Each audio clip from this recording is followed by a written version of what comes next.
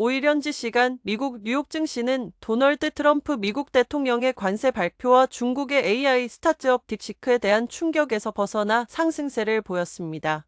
다우존스 30산업 평균 지수는 0.71% 오른 44,873.28에 마감했으며 대형주 중심의 스탠더드 앤드 푸어스 S&P 500 지수는 0.39% 상승한 6,061.48을 기록했습니다. 기술주 중심의 나스닥 종합지수는 0.19% 오르며 19,692.33의 장을 마쳤습니다. AI 관련 주식들은 딥시크 충격에서 회복세를 보였는데요. 엔비디아는 5.35%, 브로드컴은 4.30% 상승했습니다. 경제 지표에서는 민간 고용이 18만 3천 건 증가하며 월가 기대치를 상회했지만 서비스업 PMI는 52.8로 하락해 시장 기대를 밑돌았습니다. 이러한 경제 지표는 연방준비제도의 금리 인하 가능성을 높이며 긍정적인 영향을 미친 것으로 분석됩니다. 기업 실적 시즌이 한창인 가운데 전날 기대에 못 미치는 분기 실적을 공개한 구글의 모기업 알파벳과 반도체 회사 어드밴스드 마이크로 디바이시스 AMD는 이날 7.29%, 6.27% 하락했습니다. 이어서 유럽 증시로 넘어가겠습니다. 유럽 주요국 증시는 기업 실적에 따라 혼조세를 보였는데요. 범유럽 STOXX 600 지수는 0.47% 상승한 538.56으로 장을 마감했으며 독일 DAX와 영국 FTSE 100 지수는 각각 0.37%, 0.61% 상승했지만 프랑스와 이탈리아 증시는 하락했습니다.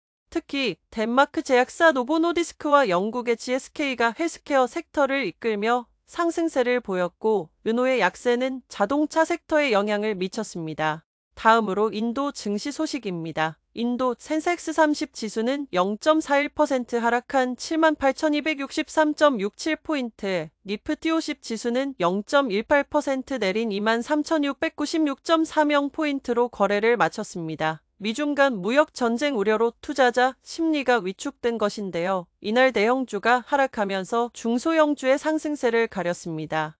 니프티 스몰캡 백 지수는 1.86%, 니프티 미드캡 백 지수는 0.67% 올랐습니다. 대형주를 중심으로 차익 실현 물량이 출회한 것으로 보입니다. 섹터별로 보면 소비재와 부동산 자동차 섹터가 하락했고 그 외 주요 섹터는 상승했습니다. 미국 국채 시장에서는 중장기물 가격이 전반적으로 상승했습니다. 뉴욕 채권 시장 오후 거래에서 영년물 미 국채 수익률은 전날보다 8.90, 0.089% 내린 4.46%를 기록하며 큰 하락폭을 보였습니다. 이번 하락은 1월 말 이후 가장 큰 낙폭인데요. 30년물 수익률 역시 10.00, 0.1% 하락하여 4.649%로 내려갔습니다.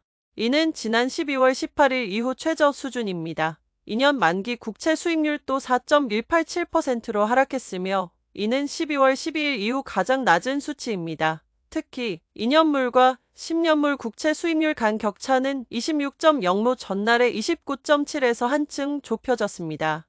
최근 미국 국채 시장에서는 중장기물 금리가 더 크게 하락하는 현상, 즉 불 플래트닝이 나타나고 있습니다. 이와 관련해 전문가들은 미국과 중국 간 무역 전쟁 우려가 다시 떠오르면서 트럼프 대통령이 시진핑 중국 국가주석과 협상에 나설 것이라는 기대감이 커지고 있다는 분석을 내놓고 있습니다. 이러한 기대감은 결국 국채 금리의 하락으로 이어졌다고 보입니다. 이제 유가 소식으로 넘어갑니다. 유가는 트럼프 대통령의 관세 정책과 재고 증가 영향에 눌려 하락세를 보였습니다. 뉴욕 상업거래소에서 서부 텍사스 산원 UWTI 3월물은 2.3% 내린 71.03달러를 기록했습니다. 또 런던 IC 선물거래소에서 브렌트유 4월물은 2.09% 하락하며 74.61달러에 마감했습니다. 지금까지 주요 글로벌 증시 소식 전해드렸습니다.